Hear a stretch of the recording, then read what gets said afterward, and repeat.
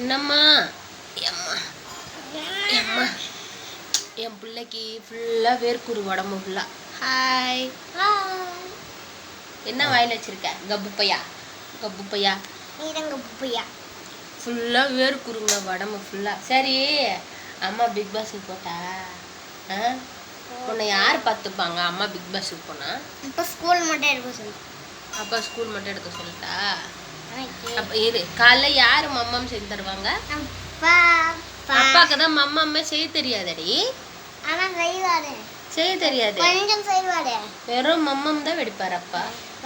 குழம்பு சாப்பிடுவேன். வெறும் உங்க மம்மம் எத்தனை பேர் ஸ்கூலுக்கு போவீங்களா? சாம்பார் 100 செய்ய தெரியாதே. அப்பாவுக்கு ஒண்ணுமே தெரியாது. தோசை மட்டும், தோசை கூட பிச்சு பிச்சு ஊற்றுவார். சாப்பிடுவியா? ஸ்கூலுக்கு தோசைலாம் எடுத்துன்னு போவியாடி? அம்மா செஞ்சு கொடுத்த மட்டும் எனக்கு சாப்பாடு தான் வேணும், நான் சாப்பாடு தான் சாப்பிடுவேன்னு பாடுமா? ஓ அதான் நீ தோசை செஞ்சு கொடுத்து சட்னி தான் செஞ்சு கொடுக்கணும், சாம்பார் போட்டு கொடுக்காத. சட்னி கெட்டு போயிடுமே ஸ்கூலுக்கு எடுத்துன்னு போனா. அண்ணா சாப்பிடலாமே. கெட்டுடும், ஒரு மாதிரி ஆகிடும். சாப்பிடலாம். பார்த்தீங்களா, நான் பிக் பாஸுக்கு போகிறேன்னு சும்மா சொன்ன உடனே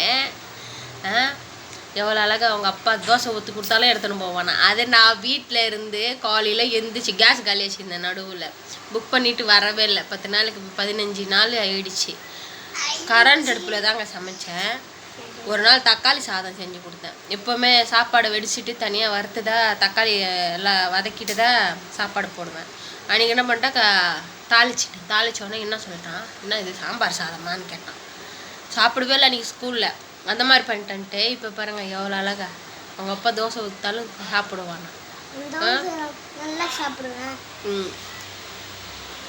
விஜய் சேதுபதி என்ன, நான் பிக் பாஸ்க்கு வரலான்ட்டு ஆசையோடு நான் கேட்குறேன். எங்கள் வீடியோ பாருங்க.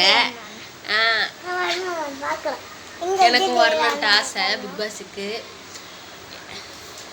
என் யூடியூப் சேனல் பாருங்கள், இதுதான் என் யூடியூப் சேனலு.